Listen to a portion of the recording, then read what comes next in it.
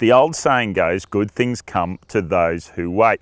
Well, it's been 15 years since Toyota graced us with a new Prado. So the expectation is this new Toyota LandCruiser Prado 250 series is a very good thing indeed. Certainly, record advance orders indicate Aussie buyers have very high expectations of this new Go Anywhere 4x4 wagon.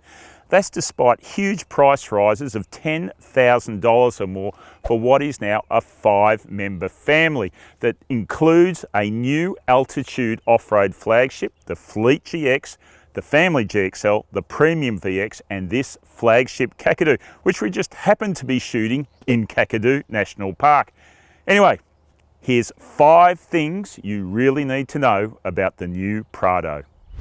Toyota's gone back to the future for the exterior design of the new Prado. It pays homage to the Land Cruisers that dominated the Aussie landscape generations ago, like the 80 and 100 series. But under the skin, there's a sophisticated ladder frame chassis lifted straight from its only slightly bigger brother, the LandCruiser 300 series. In fact, they even sit on the same length wheelbase.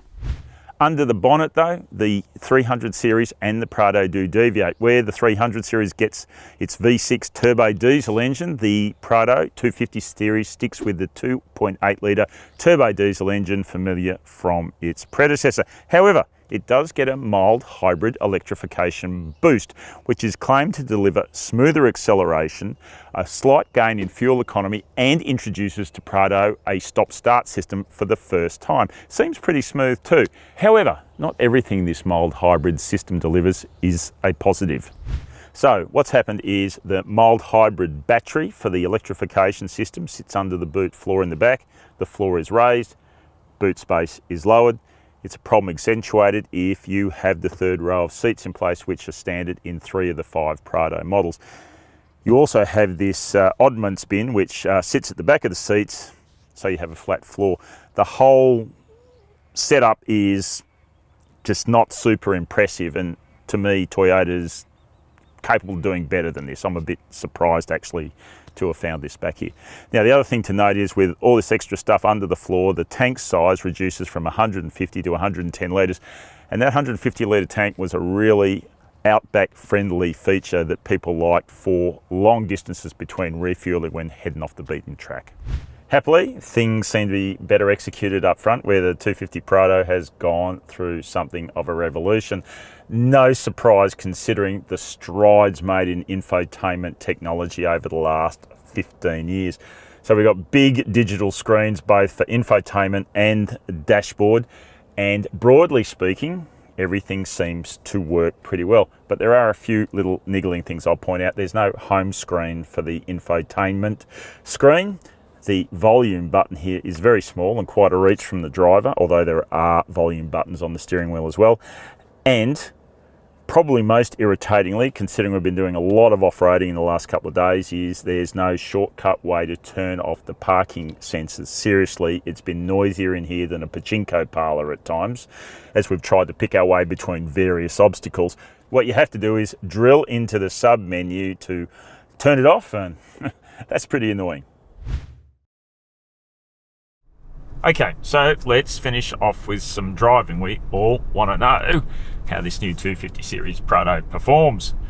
And while the engine itself is only mildly updated, there is a new 8-speed auto replacing a 6-speed, and of course a permanent all-wheel drive system with high, low range, and various locking diffs depending on the model you choose. On top of that, all new electric assist power steering and retuned independent front and live axle rear suspension. Off-road, the Prado continues to do its mountain goat thing. It can climb and descend seriously challenging steep hills. It's got the articulation to cope with significant cross-axling, and the traction control system is effective enough to deal with most obstacles without having to lock diffs and so on. If you do go that far and add in low range, it's almost unstoppable. Transfer out to the high speeds of a gravel road and it feels safe and stable. It's on road where the changes to the new Prado really are palpable. Start with the steering. It's so much lighter and more direct, especially at low speed, which makes it great for twirling in tight spaces. Family buyers are gonna love that feature. The engine, it's more responsive, it's smoother, it's more instant. A lot of that's down to the new 8-speed auto. And the chassis, well, the old Prado loved to have a bit of body roll in corners. This car sits flatter and more confident. You trade off a little bit of ride comfort for that.